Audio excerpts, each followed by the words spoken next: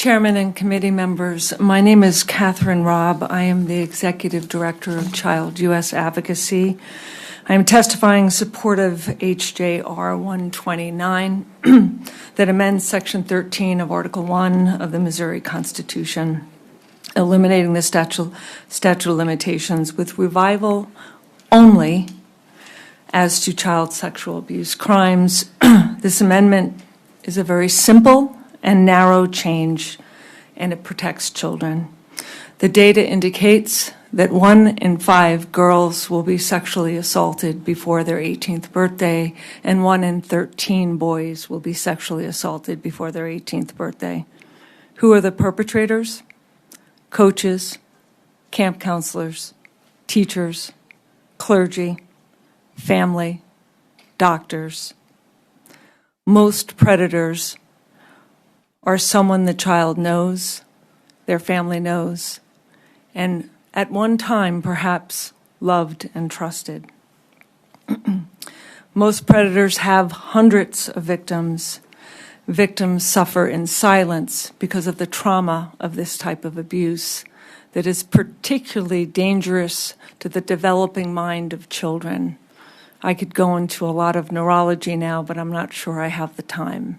But trust me, that it affects the architectural structure of the mind of a child. It causes depression, anxiety, post-traumatic stress, eating issues, sleeping issues, educational issues, memory issues. The list goes on and on. This epidemic is ubiquitous, affecting children from every part of society, in all religions, in every single political party, in all races, all socioeconomic backgrounds. Every single child is in danger. The average age a victim comes forward is somewhere between age 50 and 70. Most come forward when their own child is the age that they were when they were abused. Many, and I've heard countless stories across the country about survivors, come forward when their parents die because they don't want to upset their parents. The cost to society is staggering.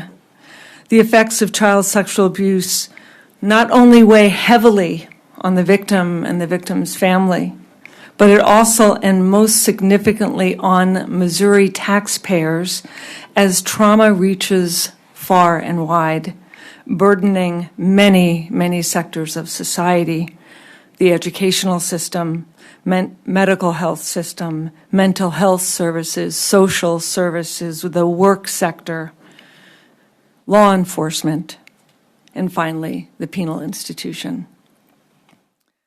This bill is part of a much larger national movement. We have 30 jurisdictions thus far that have passed revival legislation, 27 states, and 3 U.S. territories. I've testified in all of them. 21 jurisdictions and the federal government, thanks to Senator Dick Durbin in the Judiciary Committee, passed the No Time Limits for Act. So lawmakers across the country, at the federal level and at the state level, are responding to this epidemic of child sexual abuse.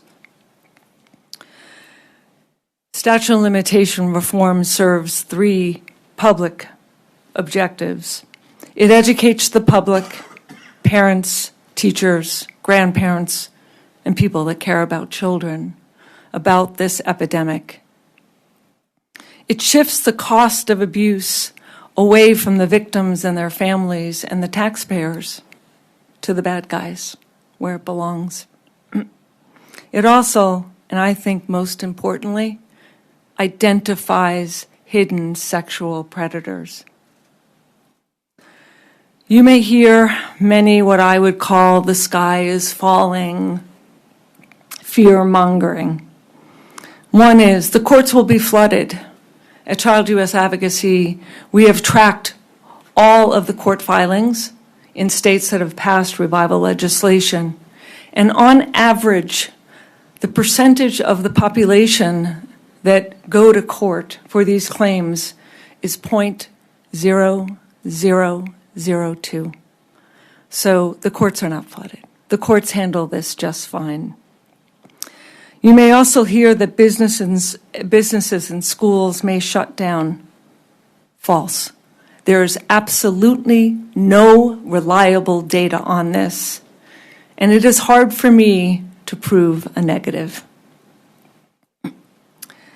The vast majority of businesses and schools have insurance, and quite frankly, those businesses and schools and camps that do the right thing and care for children and report abuse, hire good people, train good people, have good policies and procedures and responses, have nothing to fear. You may also hear that tort law, by its very nature, deals with terrible accidents, and some of them are catastrophic. I would like to be very clear here. These are not typical torts. This is not something I learned in law school. These are not fender bender claims or slip and fall cases.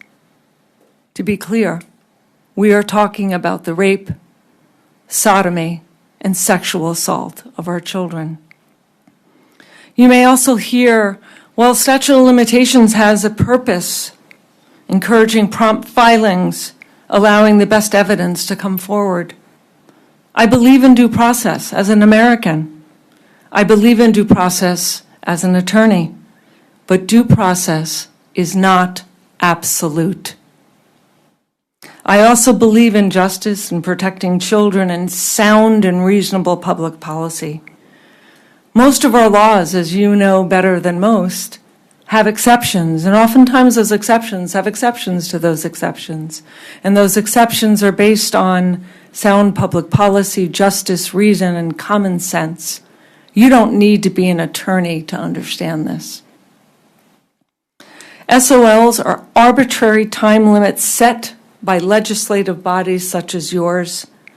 We also have safeguards in place, the rules of civil procedure and the rules of evidence.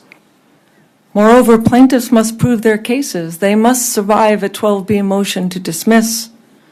And quite frankly, attorneys won't take weak cases. False claims are exceedingly rare. You may also hear, well, we don't need civil reform because we have our criminal system and that just works fine. Sadly, the vast majority of criminal cases for sexual assault and rape never move forward to prosecution, and few result in a conviction. And this means that 9 out of 10 sexual predators will walk free. And I ask you, when was the last time you saw an institution go to jail? Companies and organizations will do the right thing by children only when they know they can be held accountable in a court of law. That is the only time they can do that. We cannot allow them to be the fox watching the henhouse. The fear-mongering you may hear is all to protect deep and powerful pockets, not to protect children. And finally, I'd like to share, I'm a mother of 5 beautiful children. Last year, my oldest son, depicted here as an 8-year-old little boy, came to me. Sorry, I'm going to have to interrupt. We don't allow props, so you can go ahead and tell the story, but no props. Thank you. That's fine. It's a photo of my son at 8 years of age in his Little League uniform. He came to me at age 31. He's my oldest child. I'm an expert, and I've been doing this work for over 20 years. And he came into my office, and he sat on my couch, and he said to me, Mom, do you remember that time you and Dad took me to the ER in Boston when I was sick with something? And I said, yeah, I do. And the doctor told us that he was taking our son for a test. But he took my son, my very sick, perfect, beautiful son, at age 8, down to the basement in a dark lit area and sodomized him. In the late 1990s, when my son was 8 years old, I did not know about this epidemic. I did not know I couldn't trust an ER doctor. I did not know about the data. I did not know about the hell of clergy abuse. I did not know about the abuses at Kanakuk Camp here, or Jerry Sandusky at Penn State, or the Boy Scouts of America, or Larry Nasser or Michael Jackson. I didn't know that. I didn't know I couldn't trust an ER doctor. And this is why there's a national movement now, because we know every day I receive news reports, every day all over this country, at least 10 a day about a news story, and sometimes you see them on the national news. And this is why there is a national movement to eliminate and revive statute of limitations, again, only for child sexual abuse claims. And I ask you, why should sexual predators and other bad actors be protected by the passage of time when victims suffer in perpetuity? I hope that you can support this bill, and I'm happy to answer any questions. Thank you. Any questions from the committee? Representative Hicks.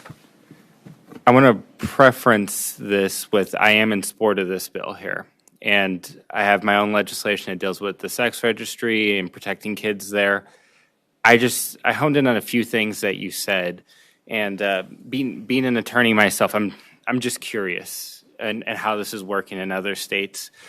So if we open this back up and to go retrospect in this here, allowing these claims to go through, there is generally in law, as you know, a concern about evidence at a certain point there, and how stale a case gets, or how far you get detached from it and being able to prove it. You mentioned due process. I think due process is a very, very critical component of this here by itself. And I'm in favor of, if somebody has a claim, bring it forward. But obviously we fall under the American rule when you talk about civil actions, usually, where it's, unless it's specified in certain statutes, you can't get attorney's fees for it, even if you brought the wrong case, it wasn't the right party, you couldn't survive a motion to dismiss, whatever it is at that point there. So I guess my question is more of is, with other sorts of states that have opened this up to kind of protect both sides, because I'm not saying one side has a claim and the other side doesn't, it's just let's let it play out in the courts, is if the party bringing it can't survive their motion to dismiss or whatever, they can't meet the burden or whatever it is, do other states allow for attorney's fees in cases like this here, since we're kind of going retrospect, which is an area of law we standardly don't do things like this here from a law standpoint? Thank you for your question. The answer is generally not, because folks don't bring these claims unless they're legit. And again, like I said, we have the rules of evidence, the rules of civil procedure.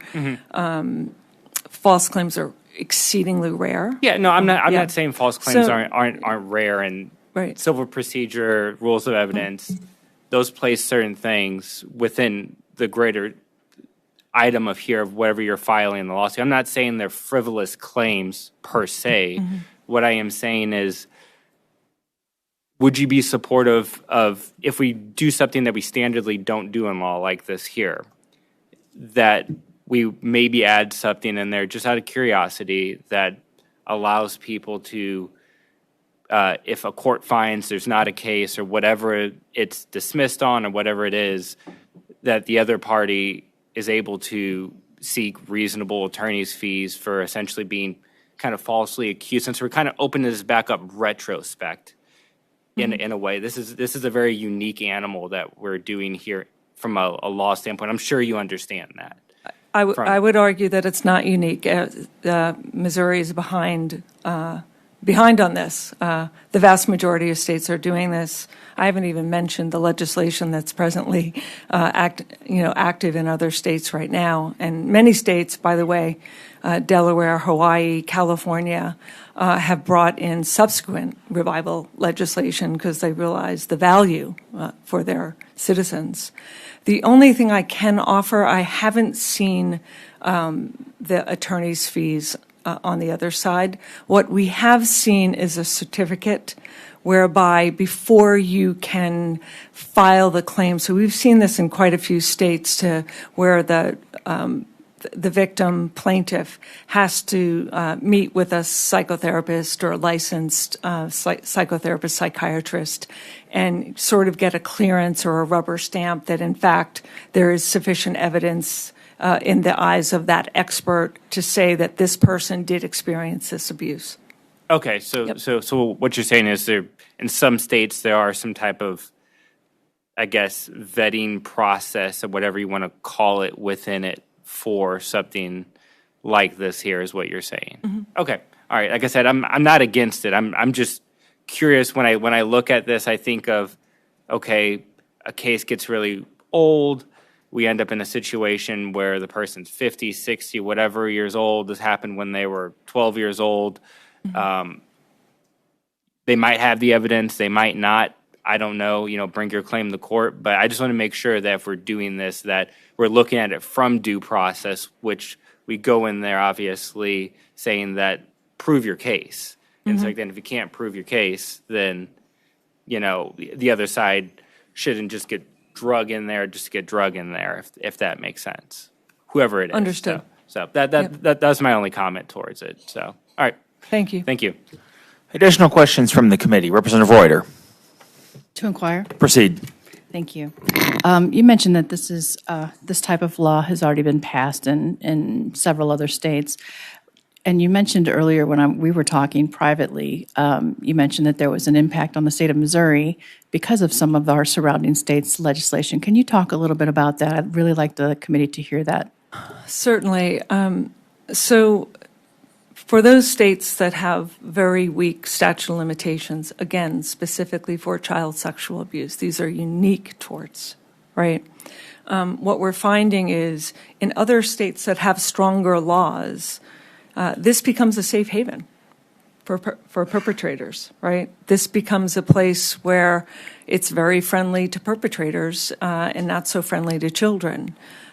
So we see perpetrators move from unfriendly states to friendly states like Missouri. Did I answer your question? And would you say that puts our children at more risk? 100%. Thank you. Thank you. Additional questions? Seeing none, thank you very much for the testimony.